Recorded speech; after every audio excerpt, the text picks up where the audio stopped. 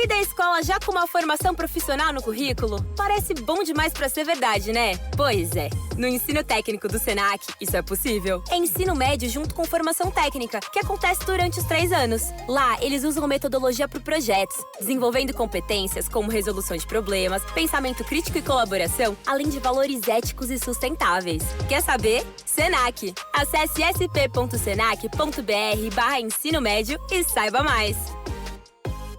Hi there, I am Sarah Jane Case, and I'm the host of your new favorite show, Enneagram and Coffee. This podcast is dedicated to discussing the beautiful and hard parts of being human. We discuss the Enneagram, a personality map that is taking over the world, for increased self-compassion, personal growth, and healthier relationships. Listen to Enneagram and Coffee on the iHeart app or wherever you get your podcasts.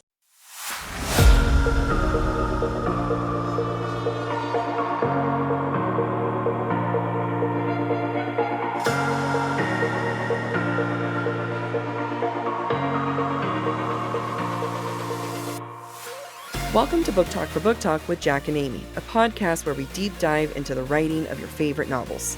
This season, we are exploring Sarah J. Maas's second installment in the Crescent City series. This is Jac. And I'm Amy. This is part 2 of this week's episode where we're discussing chapters 65 through 71 in A House of Sky and Breath.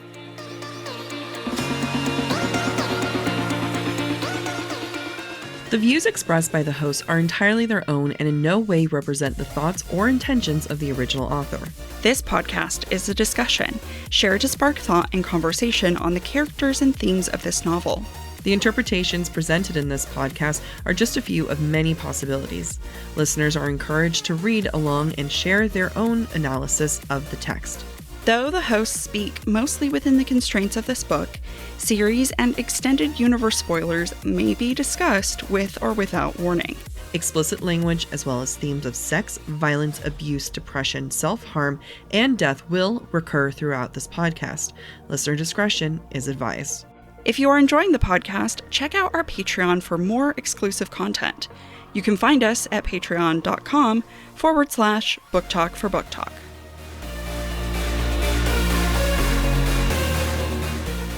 So now we're with Ethan. I hate this. I'm so mad. He ditches his friends. And he's like, fuck you guys. And he ditches his guard duty to Hypaxia. He's even like, I hate to do this, but I'm going to have to not. I'm like, what do you mean? When have you ever been a guard? When? When you almost died and she saved you? Okay. And he does it so that he can go and protect Sigrid because, quote, the task is his. Before he thinks this, he tells Hypaxia, quote, I need to find the truth, Ethan said. Not just for his people, but for his own future. AKA, he's selfish. He's not really doing it for the people. He's doing it for himself. It's all for himself. So finally, thank God we're away from him. And we're into...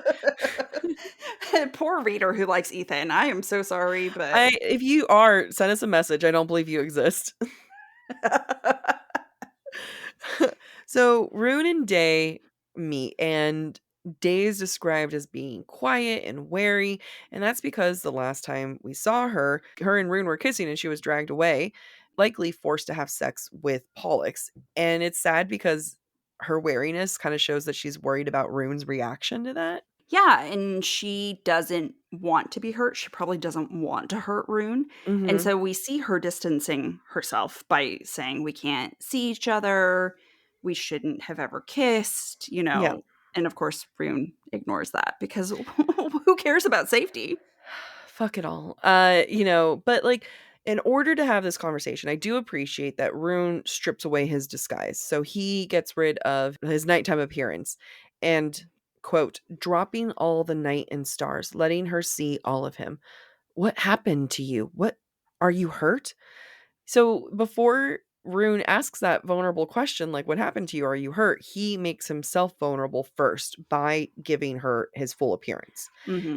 And they start to become more intimate, and Ruhn smells her. Quote, he dipped his head, kissing her neck, breathing in the subtle scent of her. His cock instantly hardened. Fuck yes.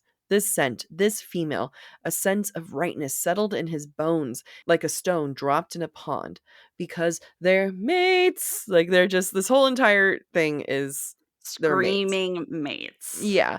And consent is sexy. You know, keep this in mind. Like they're about to have sex and he manages to say, "Do you want to do this?" He ground out. She kissed his other nipple. Yes. And it gives a whole other meaning to mindfuck. And quite frankly, Did you read that note? I did. Sorry. You know what dark highlights mean. I know. It is my fault. Yeah. Go I ahead. accept that. You ruined this. I am a terrible person. I am Tharion. You ruined us. I accept no alternate path. I understand I'm a terrible human. I hope at least someone in the listeners was like, "Oh, mindfuck, that's hilarious." You forced a grin. I could tell you read it. You were like, No, I was about to say that I think it's a better mindfuck than Reese and Feyre. mm-hmm. That was great. Good. You did a fantastic job, honey. I was sweetie. Thank you. I thought I was really clever. You were very clever. So Ruhn wants Day to give him the same kind of intimacy, though. Quote, "Let me see your face," he breathed, sliding a hand between her legs. "Never," she said, and Ruhn didn't care, not as his finger slicked through her soaked sex. Ruhn wants a different kind of intimacy. He wants to be able to see her. He Mhm. wants to connect on that level. But then he's like, okay. You know, like she says never. And he was like, all right, I can feel your vagina. I'm fine with that. And so right now it's okay. But if you think about it, like this is something that he wants. This is something that matters to him. Yeah. So once sex is removed and he's not able to connect with Lydia in a sexual way, what is there left to connect with? Because I do feel like this was the moment that she should have showed herself. Me personally, I think that would have been the right time while he was inside. Yeah, that's an interesting thought. That's an interesting question. Like as he's climaxing, just like here's my face. Well, I think it's like he wants to see her, and he's seeking that emotional connection, and she's denying it. Now, she has every right in every moment to. However, it does set it up for feeling a little bit betrayed right now for later because, you know, she had the opportunity. She had the opportunity in this specific moment to reveal.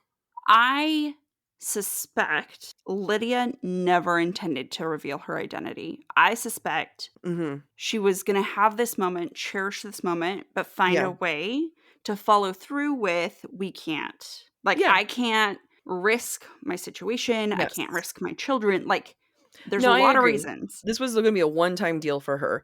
Yeah. It's before I continue to shit on him for all of Flame and Shadow season. I will say I can recognize that Ruhn was denied in this moment, and that's going to only add to his feeling of betrayal because this is the moment with sex, with him revealing himself truly in this moment. And she says no. And right now he's like, okay, I'm all fine with that. Yeah. It's not fine. And we'll see. This will be one of the contributing factors as to like why he has the reaction that he has later. Still don't approve. His hand still deserves to be chopped off. But, you know, just wanted to flag that. Yeah. I mean, if we think about consent, he had every right to know before they sealed the mating bond because you can argue they sealed the mating bond in this moment.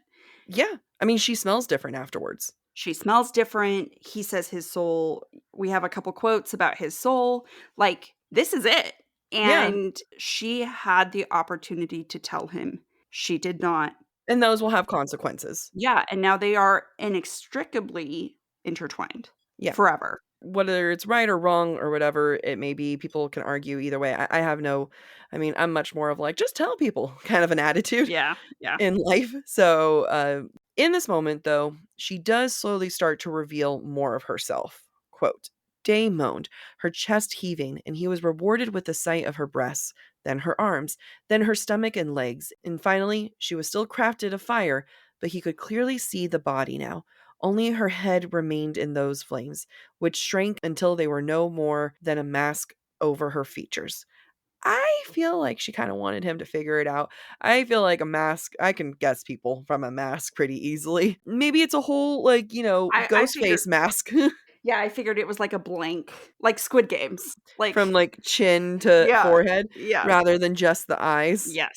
Yes.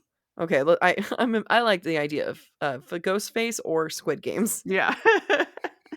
That's who he's having sex with. That's who he's having sex with. Ruhn, though, tells her that she's beautiful. Quote, "You haven't seen my face." "I don't need to," he said. He laid a hand on her heart. "What you do every minute of every single day. I've never met anyone like you." Lies. Lies. You are the king of lies. He feels that in this moment, though. He really does believe it. I think he really, really believes it. He just has never given consideration. Like, what if you are fingering the harpy right now? Like, The heartbeat. Yeah. No one's ever asked themselves enough in their life, Amy. What if you are fingering the harpy at this very moment? Everyone look at their hands, all right? Are you currently fingering the harpy? My nails are black. Maybe I was. Maybe you did. I think the sentiment is there. I think that's Yes. why he is ultimately able to come around to it, Mm-hmm. right? When he realizes everything she truly did sacrifice, everything she truly did for the purpose of the Asteri, Yes. but bringing them down. However, he's not able to hold on to that commitment Mm-hmm. when it matters. Yeah. Yeah. So let's talk about Lydia's past experience with sex. As we've established, it wasn't consensual, right? It was for a cover. It's because she felt trapped with Pollux and she needed to keep up a front. Ruhn asks her, though, like right before he enters, and asks, quote, "How do you want it?" And she says, quote, "I like it true," she said, hands running down his face. "I want it real." It's painful when you think about how many times she's had to fake liking sex in order to make her brain okay with it. Yeah, I'm really glad you pointed it out because that was not what I was thinking about when I read that moment. I was thinking about how ironic it is for her to have not revealed her face. Yeah, For her to be saying this. Like, how can you be true? How can you be real when you're not revealing your identity? But on the flip side, I really appreciate that you're like, she's never been in an intimate relationship that she consented to. Yeah. Well, shit. Yeah. So what's it like when the person that you're having sex with is thinking of you, is kind, Mhm. and wants to be with you rather than own you? Yep. Then, as they're having sex, Day admits that she's dreamt of this. And mind you, they are having sex as she says this. "Every night, every time I had to, she trailed off. But Ruhn claimed her mouth, kissing her deeply as he fucked her. He didn't need her to say the rest, the part that would smash something in his chest." Even as they're having sex, she's still coping through her own trauma of her Mhm. past sexual experience with Pollux, and also almost justifying to him, like, "I might have been having sex, but I was thinking of you the whole time," Mhm. which Mhm. is just, it's heartbreaking. Like, Yeah. Yeah. I hope I do want it to smash in your chest. I want you to feel like shit, Ruhn, because remember that feeling, Yeah. Yeah. Her experiences, the way she acts is a product of the things and situations she's Yeah. been put in. Yep. So the sex is more than good for both of them. Quote, "It had never been like that with anyone. Sex had been good, yeah, but this," he was fairly certain his soul lay in splinters around them. "It's because they're mates, and he shall forget this so quickly." I mean, at this point, he's not like, "Ah, my mate." Mhm. But, Mhm. it's like, But they also it's there. alluded to each other earlier, like, you know why I want to smell you. Yeah. There's also another quote while they're having sex. Quote, "Her hips undulated in perfect rhythm with his, and nothing had ever felt so good, so real as their souls twining here." Like, Hmm. that's the kind of language that's used when Bryce and Hunt have sex. Souls Yeah. twining, that is a clear indication of mating and mating bond right now. Yep. Although, thank God they do not jump through space or time. That They're would just be a all in bad their heads. situation. Yeah.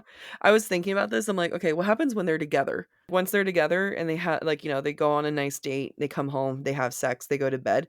You again. They just keep having sex in their sleep. Hello. Hi. Shall we keep going?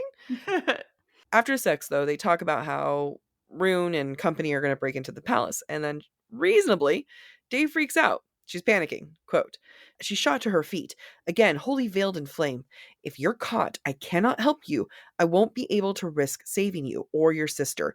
You're on your own. His temper began to simmer. So you won't tell me anything useful about the layout? Day closed up again because she covers herself with flames, right? So she's immediately like, holy shit, like, let's pull this together. But she's not saying that she's not going to help them. She's saying that she literally can't help them. Yeah. Hey, once you're in, you cannot expect me to be there to save you. I cannot do that. Yeah. Is it just me or is it weird that she also mentions Bryce? No, I think she's trying to scare him. Okay, I think so too, because Ruhn doesn't say, we are coming your way. He just says, I'm coming your way, right? So we need to get into the archives, but I am the one coming. So she doesn't necessarily know who he's going to be joined.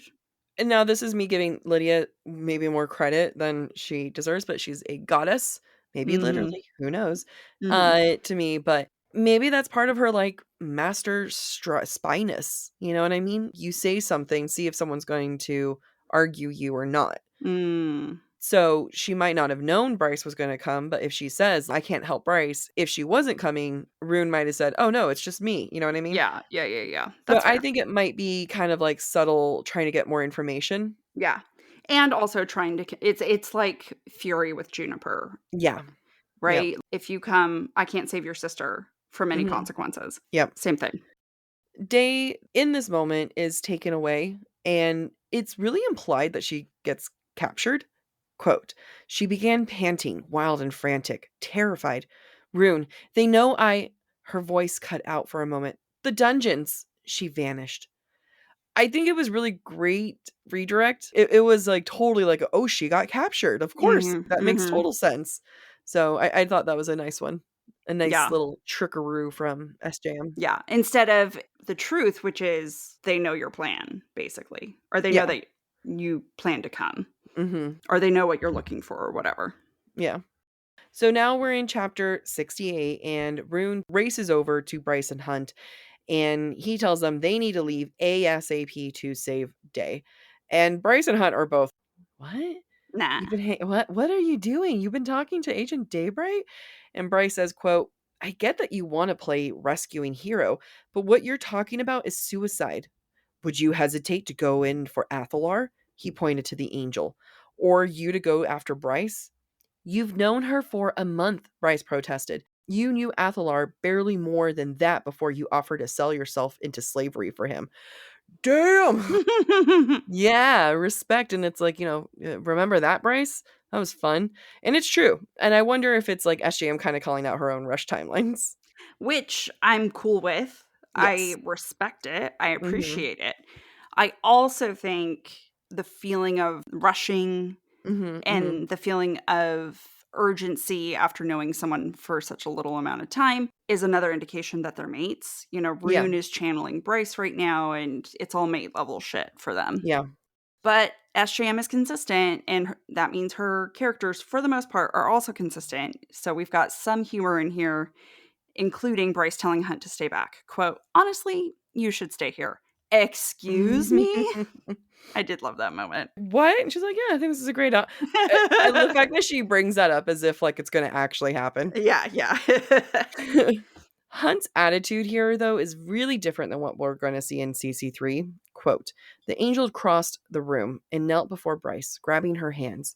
I want a future with you. That's why I'm going. I'm going to fight for that future. His sister's eyes softened. Hunt kissed her hands. And to do so, we can't play by other people's rules. The motivation's the same from this book to the next book, right? It's a world with Bryce, for Bryce. It's all to do with her, not the world. Yeah. The difference is in CC2, he's willing to fight to be in that, to have that world with Bryce. In CC3, he's like, I am willing to run away with you. Yeah. To have that world. And, don't blame him. Yeah. He loses Bryce several times throughout this series. And his attitude in Crescent City 3 is very similar to the start of this book. Of just like, you know what? Let's just run away. Let's just ignore everyone. And it would be fine. And it makes sense after Bryce has disappeared. Yes. That he would think that. Absolutely. There's a moment where when I reread it, I feel SJM twisting the knife in our gut that we didn't know we had in the first read through. Because Hunt says Day is probably in the dungeons. Quote, she's alive. I'm sure of it. Yeah. The Hind will be dispatched to work on her. It's just, it's very clever on SJM's part. I appreciate it. It's a chef's kiss moment. Yep. We also get the mate reminder thereafter where Ruhn's, quote, very blood roared to go to her, find her, because he wants to protect her from the Hind. So at this point, they call in reinforcements in the sense of Cormac and Tharion, and they still will not give Cormac an inch of respect in the slightest. He doesn't tell them something about Ophian right away. Quote, I heard it at midnight. I figured it could wait until morning. Besides, you lot haven't bothered to loop me in on anything since the ball, have you? He directed that last bit at Bryce. She smiled sweetly. I thought you were licking your wounds. Knowing that he's about to die and how she's never given him any respect, it's hard for me not to hold this against her. So there's a couple things for me. First of all, during the Declan scene looking at the archive videos, Bryce did try to call Cormac twice and he didn't pick up. Yeah. So I don't know why she didn't bring that up at this point. Yeah, seriously. There are some major undertones of resentment going on here, and it's not just directed at Cormac or between Cormac and Bryce. Quote, Bryce was fully awake when Cormac arrived 30 minutes later, Tharion in tow. She'd called him too. He'd started them on this bullshit. He could damn well finish it. Yeah. It is not lost on me that Bryce sends Cormac and Tharion on a suicide mission. She knows. She knows what she's doing, and those two are expendable to her. Yeah. The reason why I'm flagging this moment, though, is because in a little bit, I'll remember this and I'll bring it back. Remembered. Plot happens. They plan on how to cause a distraction. Yeah, it's another moment of humor for me. Hunt tells Cormac to, quote, keep casualties to a minimum. I know. That's just rude of SJM. It is. But again, chef's kiss. Like, oh, good job. It's this moment where it finally becomes real for Bryce, and she excuses herself. Quote, Bryce massaged her chest.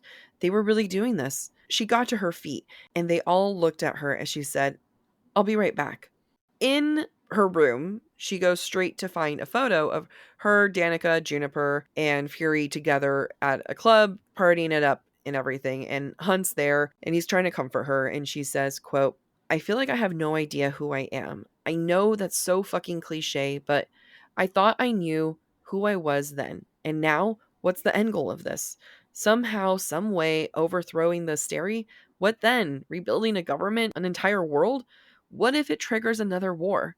This just doesn't feel like the thing you say where... How many pages is this actually? Do you have your book on you? 801.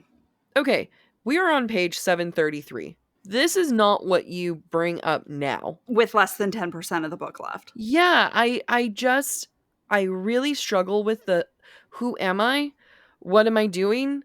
This is so cliche. Like, she's been struggling with who she is this entire book with this identity of princess. And I feel like, if anything, she actually got a more solidified understanding of who she was after the whole princess thing with Hunt. We kind of had like not a full sense of conclusion there, but it was, well, fuck you, I'm going to be this type of princess. And it feels like a lot of questions and conversations that was needed, but the timing is so off on this. Yeah, and I think this goes back to the conversation we were having earlier. This needed to happen halfway through the book. Yeah. They needed to decide they wanted to overthrow the Asteri. That needed to be a conscious choice much earlier. This conversation needed to be a conversation much earlier so that we are invested in what they're about to do. Yeah. I mean, and, I think you could have come back and have this, like, holy shit, it's actually happening moment. That's fine. But, like, all these things, all these thoughts needed to happen, which I feel like would have logically happened sooner. So I completely agree. And then at this point, Bryce and Hunt feel like they admit that they're both scared. And again, that's another thing. Timeline-wise, it's a little too late. Yeah, I completely agree. This feels like the conversation they should have had before they had sex. Yeah. But at least they have a semi-healthy conversation since they're not really going to have a lot of those in the next book, from what I remember. No, you're right. So before we end this chapter, Bryce calls Juniper and leaves a voicemail message. And I'm not going to read what she said because I don't know that it's enough. I don't know that it's enough of an apology to Juniper. Oh, I don't know. I feel like I think it would have been great of like, hey, if I die, I hope you feel like shit for never answering my phone calls. Yeah, but she doesn't say that. She's just like, I'm really sorry I didn't think about you. Bye. Yeah. I don't know. You're going into how she can make herself apologize more. I'm going into how do we make Juniper feel like shit more. We are two different human beings sometimes. If she wanted a real apology, she should have picked up to begin with. Now you get to feel guilty and horrible for the rest of your life. I mean, she does disappear. Good. So Bryce ends the chapter with taking the photo of her and her friends from college and brings it in her phone case. Now, I tried to convince myself that this is a token of quote-unquote normal, but we know that this is not normal. Bryce is starborn and keeping that secret from her friends. Mm-hmm. Danika has a mate and she's keeping that secret from her friends. Yep. You know, there's a lot of secrets going on, and so normal was not perfect. So it's curious to me that Ashram chooses this little moment image because it never comes back up. She never, to the best of my knowledge, does not look back on that picture. In CC3 she does when she's in Prithian. Does she? Yeah, but here's the thing. I think what you said, something just like triggered another thing in my head. And I think you're right, though. This is not her normal. These are not her people. Hunt, Ruhn, Tharion, even, God forbid, Ethan are her people. And this does not represent who she's fighting for. And that's what I think it also is really lacking for me. Yeah. Where if you wanted me to care about these friends, one, you shouldn't have made Juniper and Fury be gone for the majority of this book. Agreed. That was my other note. She is currently fighting for her future with Hunt. Yeah. She is fighting for the future safety of her family. She is not fighting for the past. She is not fighting for Fury and Juniper, and she's certainly not. She says she's fighting for Danika, but there's no Danika left to be fought for. You know, if this was me, I would have had it so that she was, Hunt walked out. She's like looking at herself and then just looks at her Polaroid, goes out into the living room. Hunt and Ruhn are just sitting there next to each other. She just snaps a photo and walks away. Yeah. I think that would have been more poignant of, I want agree. Them type thing. I completely agree. Thank you. Someone make us an editor. Make us a Shams editor. Now we're in chapter 69, and Ruhn finds Cormac at a dive bar, and they have a heart-to-heart. Cormac says, quote, I don't know how your father never managed to do it. Do what? Ruhn leaned his forearms on the oak bar. Break you. The kindness in you. He tried, Ruhn choked out. My father did too, and won. Ruhn is still the one who has the kindness, and I don't think Bryce does. I think that Bryce is considered the compassionate one. And in many ways she is. Like, I don't want to say that she's not a compassionate or nice person. Obviously, that's kind of like her brand. But I think that the scene is going to make me question how nice Bryce really is. You know, I think Ruhn is the epitome of kind. Yeah. Bryce was not always kind to Lahaba. Bryce is not kind to a lot of people. I think she has a larger capacity for empathy for individuals unlike her. And unlike her situation. Yeah. I think that it doesn't have to mean she's kind at the same time. Exactly. I think she's capable of putting herself in other people's shoes. Yes. I do not think that she is inherently kind. Perfect way. I agree. One time, perfectly. Yes, you did a great job. She is empathetic. She's not kind. Yeah. Maybe that is not a bad thing, given what she will have to do. And I don't think it's a bad thing. It's just that what I'm about to say. So Cormac tells Ruhn, quote, I was jealous of you, then and now, for your friends, for the fact that you have them, that you don't let your father corrupt what is best in you. But had I been forced to marry your sister, his mouth twisted to the side, I think with time she might have undone the damage my father did to my soul. We'll be right back. All right, men shouldn't use women to heal and feel better. Yes, I get that. I recognize it. It has been clocked. Now, going back to the swoon moment of it all. What I really want to clock is the fact that I don't feel like this is an earned sentiment in the slightest. I don't think that Bryce has expressed enough empathy to him. never has had a one-on-one, and Bryce is capable of having one-on-ones. We've seen Yeah. her have one-on-ones with Tharion, with Ethan. Mhm. Like, that is kind of like, she's an empathetic person. She's never done that to Cormac. She's been only hostile to him, excluded him out of the majority of things. Yeah. But like, Bryce is the one who's going to fix it all for him. Yeah, I saw this moment more as Cormac putting himself in Hunt's shoes rather than Seeing the kindness in her or something, or the empathy in her. Yeah. I think he saw it more as, if I was Hunt Mm-hmm. and I see the way Bryce treats Hunt, Okay. I could fall in love with that person. That's how I interpret it. I because I don't think she's capable of treating Cormac the same way that she treats Hunt. Yeah, And I but don't like, think that there are circumstances in which she could come around to that. I think Bryce is capable of healing those around her when she cares about them, and doesn't have Right. to like be like in love with them.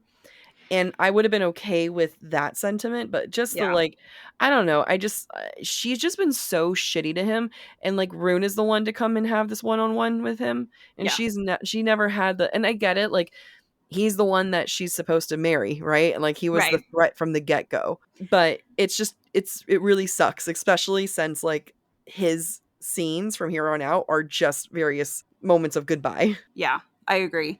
I do appreciate that Ruhn and Cormac have this one-on-one. There was more Mhm. healing that needed to be done between the two of Yes. them. I Yes. do feel like they are two sides of the same coin. They're like Mhm.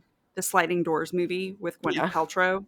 Ruhn is one and Cormac is Mhm. the other. But I agree with you that Cormac is making assumptions based on his viewing how Bryce treats people that she loves or cares about, Mhm. and doesn't really question whether or not Bryce would ever be capable of caring or treating him that way.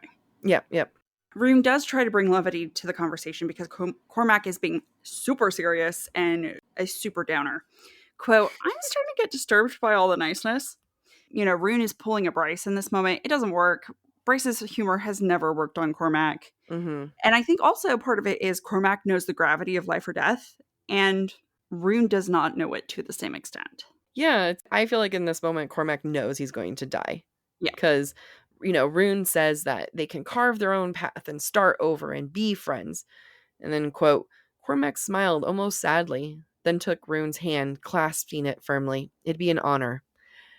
I really believe that Cormac knows, like, at this point, he doesn't have Sofie. He doesn't have Emil. He doesn't know Mhm. anything about Emil. He doesn't know, he has a father that he just keeps, like he said, has like beaten the good out of him. Yeah. Cormac is done with life, which is so sad. It makes me really sad. Yeah, it is really sad. And you're going to bring up another quote later that, again, kind of hints at the fact that Cormac knows that he's going to die in this operation. I wonder, is there some extent to which Ruhn also knows that that's a possibility? Quote, Ruhn could see the male his cousin might yet become. It's almost added as an afterthought, the might yet become. Mm-hmm. It could be viewed as Ruhn's thinking in the past more so than he's thinking about Cormac dying in the future. I kind of read that as like Ruhn being like overly optimistic about the future. Yeah, it could also be that. Yeah. I mean, also be that. I kind of, when I say overly optimistic, I mean almost like a child's naivety. Yeah, like it's all gonna work out. Yeah, like the understanding of like like you said, like he doesn't get life or death, right? Yeah. It's the same way that he doesn't understand what sacrifice is. He doesn't understand a lot of these things about war. It's hilarious because they keep calling him and his friends warriors, and they're so not. Yeah. When he said like might yet become, it to me, I read that very much as like someone who doesn't understand life yet. Yeah. He is being super hopeful. Yeah. Poor baby Ruhn. Oh, poor baby Ruhn. Hunt goes to the barracks, and he goes there to get his helmet and to get some weapons. And so the helmet, though, is an interesting thing to get because that's him channeling the Umbra Mortis, and he needs that Umbra Mortis for this battle. And I'm going to jump a little ahead for this quote, but he says, I weirdly miss it. So, that Umbris Mortis is the thing that he needs to channel that. I think he likes having that barrier of protection, right? Because Yeah, it was that a helps. persona that he put on. And it's a literal helmet, so that's helpful. Yeah. And I do think, it's important that he brings that Umbra Mortis persona with him because he's going to need it to survive the palace. It's the Umbra Mortis who survived the Asteri in the past. Mm-hmm. It is not Hunt who Yeah. survived the Asteri. But most importantly, can we talk about how dumb this entire choice was on Hunt's part? Yeah. He goes to get weapons. Get your weapons from Ruhn. Ruhn is an Ox leader. Ruhn has I know. access to endless weapons. I know. Don't go to the comitium where, quote, no one but the cameras to see him come and go. We have proven Celestina watches those cameras like a hawk. Everyone. I mean, it's evidence. Like, oh, wow, maybe we should be concerned about one person walking out with a shit ton of weapons. Yeah, and are we curious why Celestina shows up before he leaves? No, because Celestina watches the cameras, dude. Yeah. My theory, if Hunt had never come here, they might have actually had a chance at the Asteri Palace. Because Celestina sells them out in terms of timing. She's one of the things that sells them out. Yeah. You know, like, I think she, in the sense of timing, yes, because they were planning on doing it, but just not this soon. They only push the timeline because they think Day's in trouble. Yeah. The Asteri have been, like, luring them there the whole time. Like, they've been trying to get them there. But, like, to your point, would things have gone different if Celestina didn't rat them out? I mean, yes. Maybe. And yeah, it could have. And that's why Hypaxia breaks up with her. Yep. Hunt, though, when he sees Celestina, because Celestina confronts him, he provokes her. Quote, Hunt asked, how are things with Ephraim? Her wings snapped shut, a clear warning. What are you doing here, my man? Like, why are we provoking her? Why are we starting shit? It's like he's got something to prove. You are not her friend. You have proven you are not her friend. Now, he is in his Umbra Mortis persona. He has not taken off his helmet because Celestina has told him not to. And so she is meeting him with her governor persona. Power to power. Umbra Mortis versus governor. We should know in this moment it is not going to go well because they are both lying to each other. Hunt tells her, I'm here because I couldn't sleep. And Celestina tells him, I go to the mating bed willingly. Like, obviously not true. Yeah. Yep. Hunt tries to convince Celestina he's okay with where he and Bryce have landed regarding him being a royal and, you know, the relationship with Autumn King. Celestina questions him, quote, are you? The Umbra Mortis and the Starborn Princess don't seem the types to accept things as they are. You proved that with your surprise at the party. Was there an edge to her voice? A gleam of suspicion? When I first read this, I thought SJM did such a great job with Celestina and her arc because me personally, like Hunt, spent the whole time not trusting Celestina. Yeah. And by the end, I was like, it's okay. Celestina's good. You know, it's okay. We're fine. No, we're not. We never should have trusted her. Well, or, you know, we should have trusted her. If you had trusted her sooner and worked on that relationship, maybe it would be fine. Yep. But she's signaling things are not fine. She's only using titles. It's super impersonal. It's the same thing with Baxian. It's the same thing with Cormac. It's just like every single one of these characters, had they trusted, had they put the effort in earlier, things would have been different. Yeah. Why did you trust Ethan and Tharion so quickly when you could have trusted Celestina and Cormac? Yep. Or Baxian?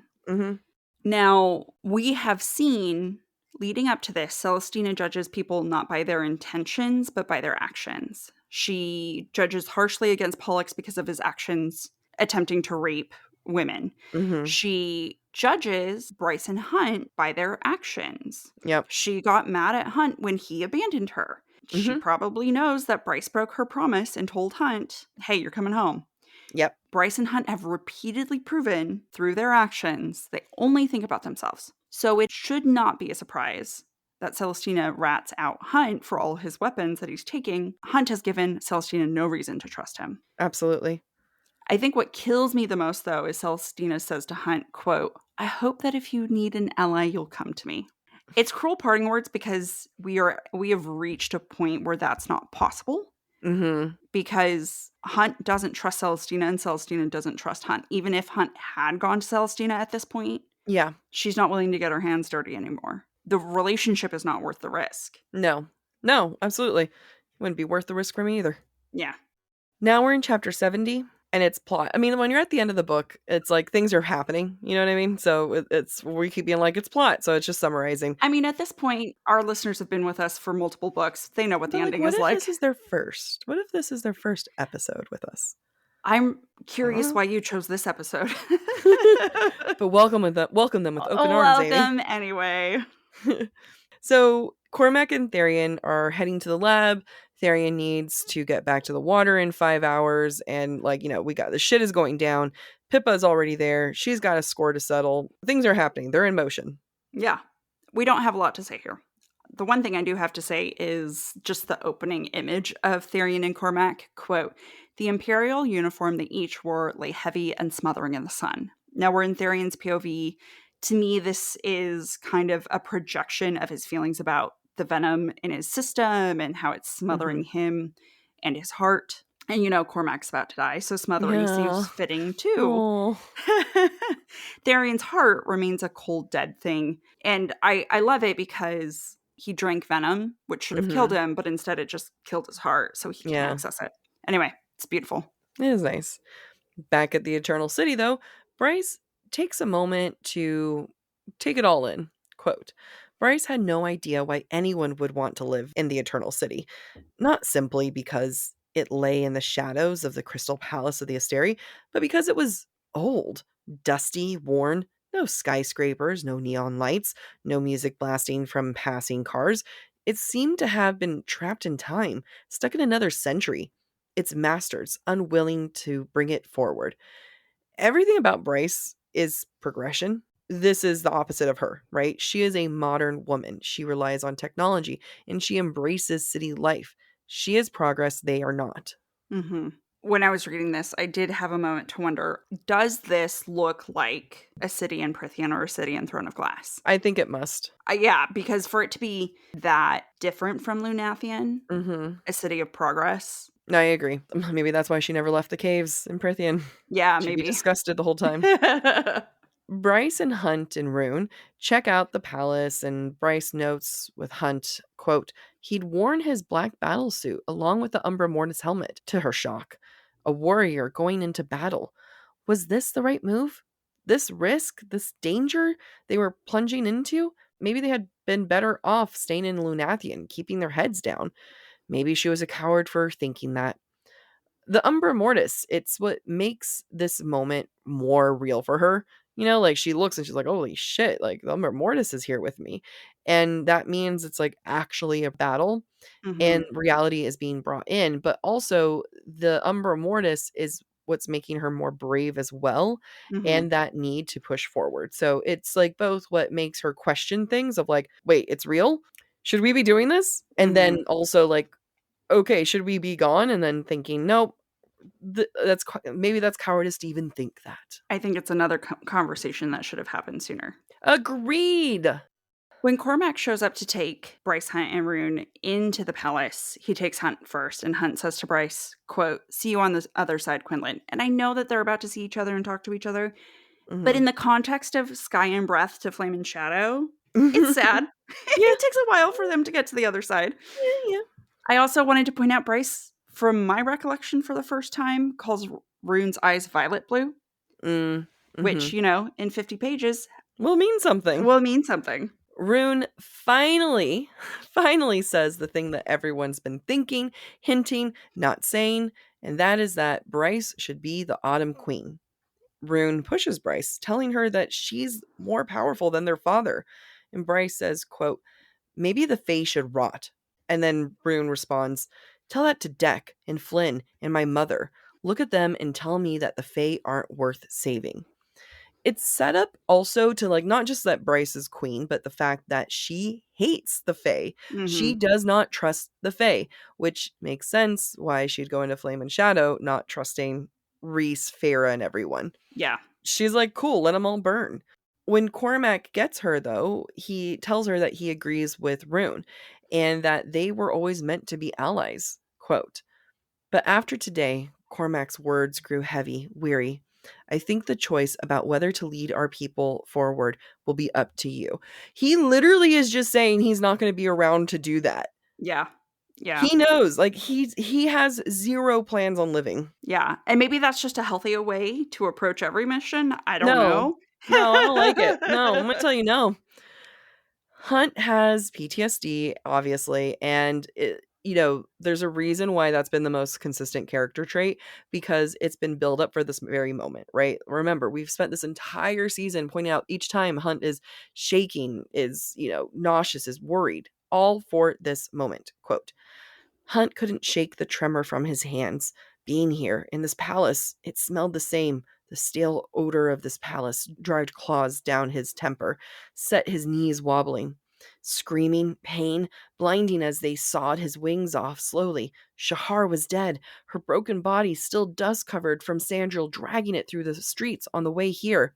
Pollux laughing as he pissed on Shahar's corpse in the middle of the throne room. His wings, his wings, his wings! This moment would not have the same payoff if SJM didn't spend the time, each and every single time, pointing out his PTSD, because now Hunt is at the place that he has been dreading this entire book. Yeah, and I both love and hate that we get some of these images that are really graphic. Yeah. That we've never seen before, like Pollux pissing on Shahar's corpse. First of all, forgot about it. Yeah. Second of all, it's so degrading and disturbing. It makes sense that it required Hunt to be here for him to not be able to block it out. Mm-hmm. Mm-hmm. Chef's kiss, but also disgusting. Absolutely. SJM, how could you? The chapter ends with Bryce telling Hunt to light it up, which, as we all remember, is another way of saying I love you in Bryce's language, and that feels important when shit's about to go down. Now, we're in the last chapter of this episode. That is chapter 71. And I just was like, nothing happens here. So I just have this one note. Bryce enters the room, discovers what Sofie knew and what Danika suspected. The Asteri feed off of First Light and can be killed. Bye. Bye. All right. So I will take over the rest of the episode. Do the analysis. So the setting feels sacred. There's a lot of different reasons for this. Some obvious, some not. Let's start with the fact that the staircase is made of white quartz and everything is lit by first light that is, quote, golden and soft. To me, this feels like a holy space. This feels like a temple, a cathedral, a church. It feels sacred. White and gold traditionally have the connotation of being associated with good. But we know from Earth and Blood, gold associated with the Asteri is in fact bad.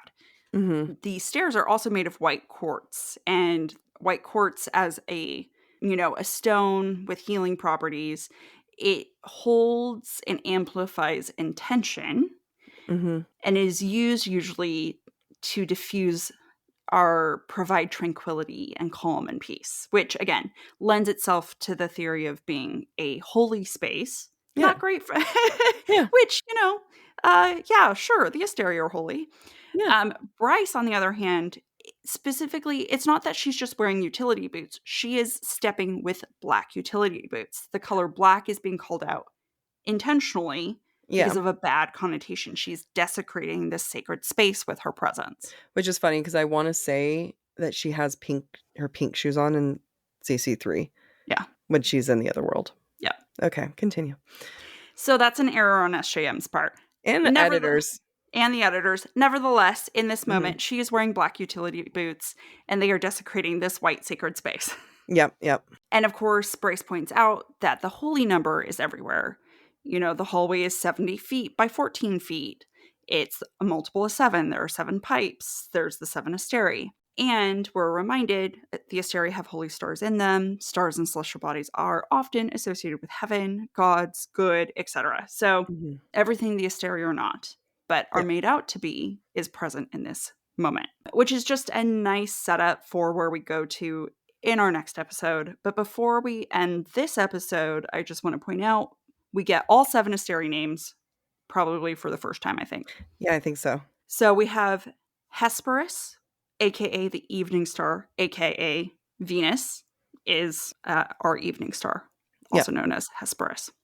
There's also Eosphorus, I'm pronouncing this terribly, a.k.a. the morning star, which is also Venus. They're just seen at different times of day. They are also sons of Eos, goddess of dawn. These are written in interesting little pairs. So I just wanted to point that out. Octartus could be a reference to Sigma Octantis, a star in the Octans constellation, which is dubbed as the South Star, the opposite being Polaris, another Asteri, which is the North Star. We then have Ostris, which may be the Greek Ostreus, which is an astrological deity, and also husband Eos, the mother of Phosphorus and Eosphorus, so more connections. Mm-hmm. We then have Sirius, who we've talked about before, being the dog constellation that is the dog to the hunter Orion, which is why there's the Hunt, Athalar, and Sirius connection. Sirius also, interestingly enough, is made up of 2 stars, and that's what makes it the brightest star in the night sky. Okay. I thought this was interesting because then we have Regulus, the bright hand of the Asteri, the variation of which is Regulus, which means prince or little king. Mm-hmm. And that star itself is actually at the foot of Orion. It's not the hand of Orion. It's the foot of Orion, and is the second brightest star in the Orion constellation, which makes me ask, was Sirius in charge before getting eaten by Apollyon? Maybe. And is there a hidden story about Regulus setting up Sirius to be eaten? Oh. Questions, food for thought. I like it. I have no proof of this. Just a thought I had. And finally, a food is power moment. First light is food to the Asteri, charges their batteries, and all the language. First light's gobbled up. It's blah, blah, blah. Anyway, I don't have to explain it to you. You know what it is. Food is power. They're eating first light. And then second light. And it's just this really sick circle of life situation. And I imagine the Lion King soundtrack worked for the Asteri. Not a great time. Yeah. Let's now go to Breadcrumbs. Okay. Sorry, did you want to cover anything else? No, I was going to say, maybe I should rewrite the circle of life, but for the Asteri. That would be an interesting thought exercise. And I'm like, Breadcrumbs. Okay. In chapter 65, Baxian tells Bryce Danika first met him because of his ancestry. Quote, she was researching shifter ancestry. Mine is unique, really old shifter ancestry that manifested in me after years of lying dormant. She was examining the most ancient bloodlines in our world. As in Throne of Glass ancestry, is he a direct descendant of someone important? Question mark. Mm-hmm. I couldn't remember any dog shifters, though, in Throne of Glass. Yeah. In chapter 66, as Tharion is about to break up with the River Queen's daughter, quote, this was an awfully public place for this kind of meeting, but he knew if he did this at the Blue Court, if her mother got word of it before he could leave, she'd keep him beneath, as trapped as any of the mortals who'd once been dragged below by the mare. Just like Nesta was dragged in the water by, it wasn't mare, was it? It was, anyway, in Silver Flames. That's why I didn't write mare. It was by the thingy. It was a water nymph. Yeah, but it's like probably what they were evolved from. Yeah, totally. Or merged with or bred with or whatever. In chapter 67, Ethan thinks, quote, he hadn't been there to help Danika that night she died, but he was here now. Erd had left him alive. Perhaps for this, he'd fulfill what Danika left unfinished. A.K. becoming the Prime. Yeah. Also in chapter 67, Day says she and Ruhn cannot see each other anymore because, quote, it distracts me from my purpose. It throws me from my vigilance. It will catch up to me. Because of that feeling, I'll likely wind up dead and you with me. She's not exactly wrong. Yep.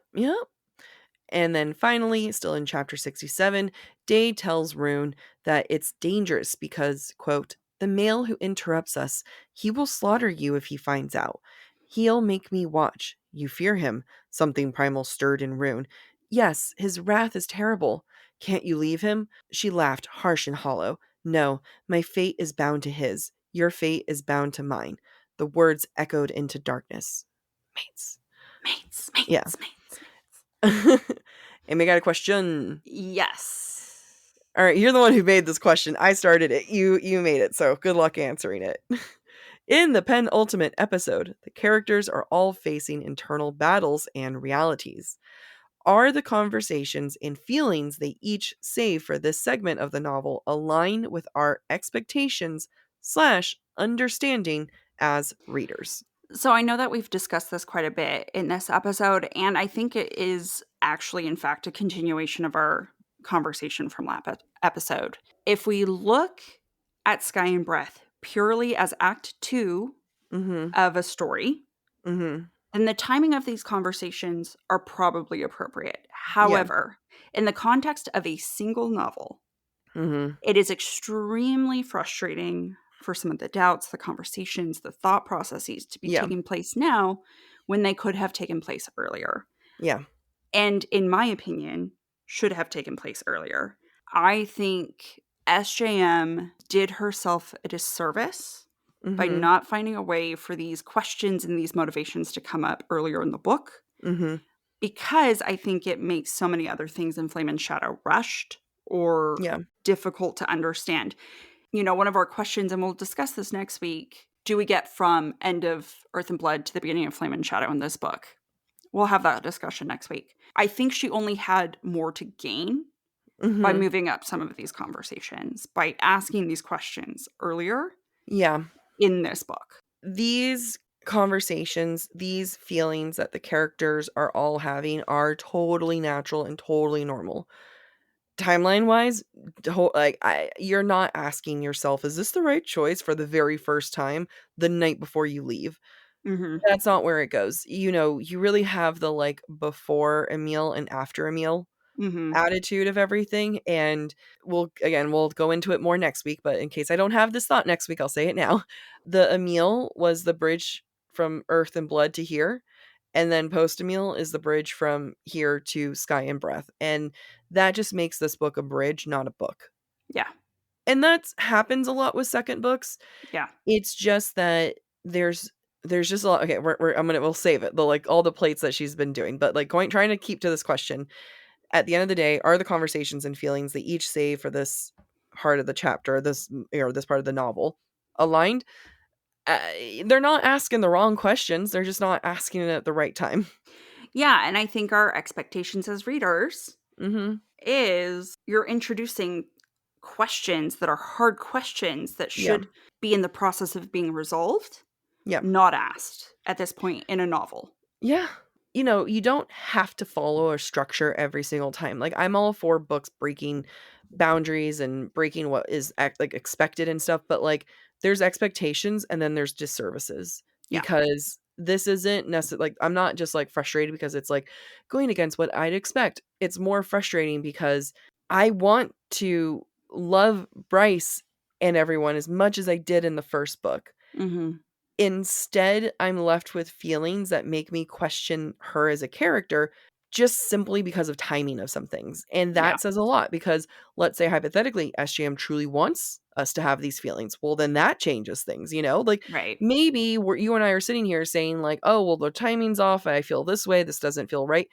That could 100% be her goal. Yeah. And if that's the case, then like She succeeded. she succeeded, and I understand why people don't have the same lovey-dovey feelings for Bryce. Yeah, and why I think there was so much speculation, not just because of the Prithian aspect.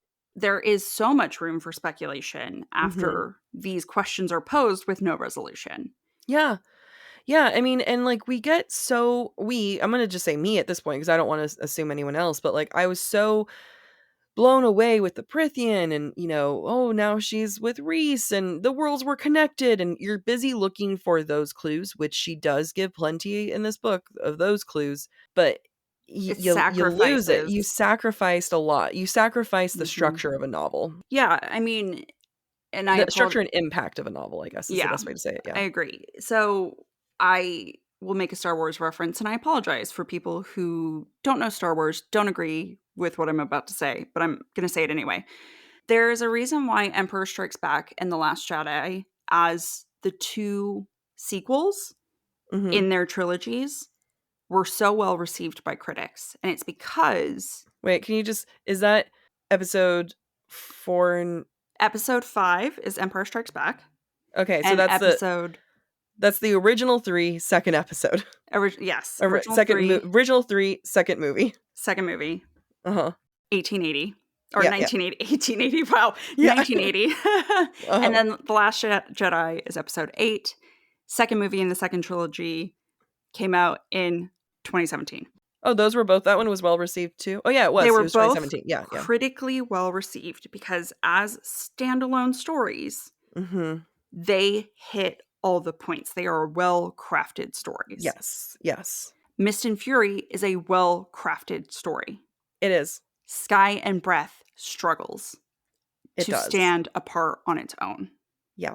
And it is because of what is happening the penultimate, in the second to last 50 pages of this we're book. only calling it penultimate because like we decided 15 episodes. If we did 14, this would be the ultimate. You know what I mean? Like, Right. we're at the end, baby. Like, this is it. And we're now, and like to your point, like just I'm doubling down your point of like in this final last under 100 pages, we're just now having this conversation. Yeah. As a storyteller, it is hard for me to grasp it. Yeah. And as a reader, it's hard for me to empathize. Yeah. And it's hard for me to make it feel at stake also, you know, like it's hard for me to just kind of have that same like, and tomorrow this might not go well feeling, you know? And again, maybe that's the goal. Maybe they're all meant to be naive. Maybe that they're all not meant to understand, you know, that could genuinely be what SJM was trying for. And if that was, then she succeeded. I think if that was the goal, you still could have done it differently and still succeeded, but make this book stand alone well enough.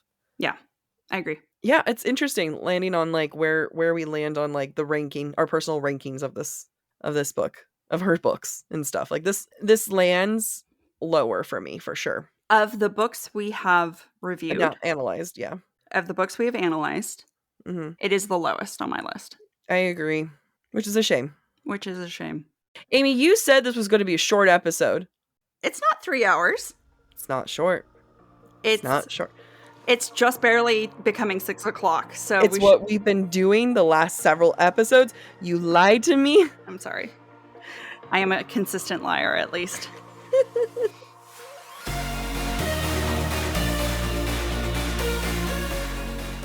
Thank you for listening to this week's episode of Book Talk for Book Talk with Jac and Amy. We encourage you to rate and subscribe to our show on your preferred podcast listening platform.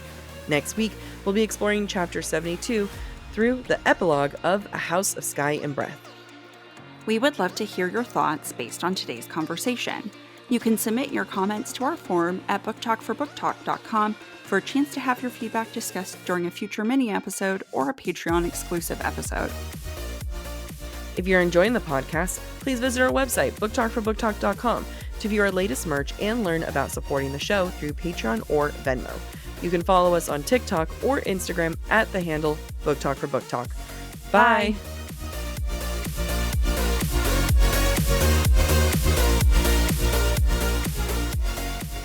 The neighbor upstairs is moving things around. Okay. Well, I don't hear it, so. Well, just in case. Sorry, listener. I don't know what they're doing. Yeah. They're rearranging furniture. We're back to season 1 quality audio. I know. Sorry, guys. We worked all this way.